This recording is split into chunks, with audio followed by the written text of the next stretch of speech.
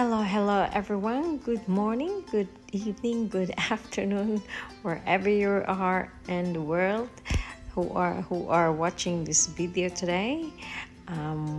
Salamat. Thank you so much for watching my video. Ito yung ibang portion ng meat na pinili ko nung isang araw at saka yung video ko saka yung stir fry with string beans. Ito yung kasama nito, yung pork. Kaya yan ang gagawin ko nito, guys. Hinahati-hati ko yung bali kinakat ko siya ng maninipis, tapos i-marinate ko lang siya. Hinahati-hati ko yung guys, para marami yung maluluto ko. Kasi ang mamahal kasi ng mga bibiliin ngayon.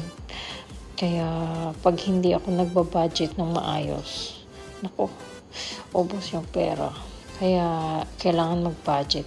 At the same time, din, yung medyo malasa, maganahan yung mga batang kumain. Yung recipe ko ngayon, bali first time kong gumawa nito. Tinatry ko lang yung sachet na pang tosino. Kasi normally, bumibili ako nung ready-made na tosino. Masyado nang mahal. Kaya sabi ko, sa isip-isip ko, bakit hindi ako gagawa ng sarili ko? O, diba? Kaya ito, kailangan magtipid. Gagawa na lang ako. Itatry ko yung sachet. Tapos, sasabihin ko sa inyo kung ano yung verdict na yung verdict ko sa sachet na ginagamit ko. If you have not yet subscribed, please subscribe now and click the bell button so you get notified when I upload new videos. And thank you so much for liking and sharing my videos. Thank you so much for your support. I really appreciate you very much. And don't forget to leave your comment down below para masubaybayan ko rin kayo. Thank you so much, guys. Ayan, ito na. Medyo maninipis na siya, guys. Maninipis. Ayan, ito yung tosino na powder na binili ko. So, first time kong gumamit nito. Tapos, bali, ito, halo-halo lang. Kailangan i-mix talaga ng maayos para ma-spread out yung powder, yung tosino mix sa meat. At saka para ma-absorb yung mapantay-pantay yung lasa. Yan, minimix ko lang yan, guys. Tapos, yan, ginagamitan ko ng glad wrap. Tapos, minamarinate ko siya for 1 hour. Pero, nilagay ko to sa fridge. I think, inano ko yung mga 3 hours yung marinate ko. Para siguraduhin ko na ma-absorb talaga ng meat yung mixture. Ayan, ito na yun. After 3 hours. Kita nyo? Medyo nag-watery na siya. Watery na siya. So, ngayon, lulutuin ko na. Ayan. Ito yung non-stick fry pan ko. Bali, ini-sprayhan ko lang siya ng olive oil. Tapos yan.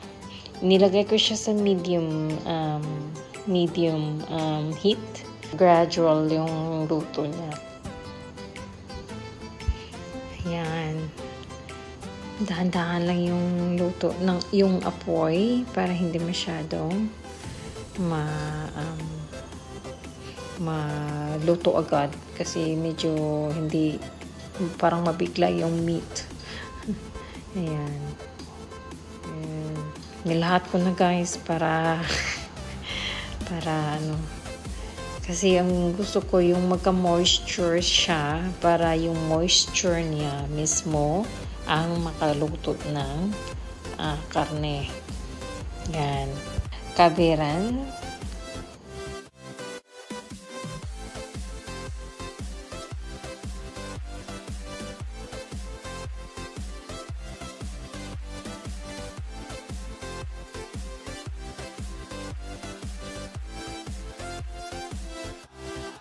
Ayan guys. So, inano ko siya yung low heat, medium to low, para hindi siya ma-burnt, hindi maagad-agad maluto. Gradual lang yung luto ko para medyo matagal siya, pero kailangan.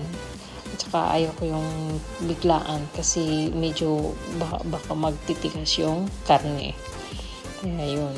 I think yung karne ko is a bit thick at still. Ayan, nawawala na yung moisture. Nagda-dry na siya. So, konti na lang. Tapos, matapos na siya agad. Ito na yun, guys. Ang verdict ko nito, medyo hindi masyadong matamis. Nilagyan ko din siya ng lemon kasi gusto ko yung may lemony flavor. Hindi siya masyadong matamis, hindi kagaya nung ready-made na tocino na nabibili natin sa shop. Masyadong matamis yun, ito hindi. Thank you for your likes and shares, and don't forget to subscribe. And I see you on my next video.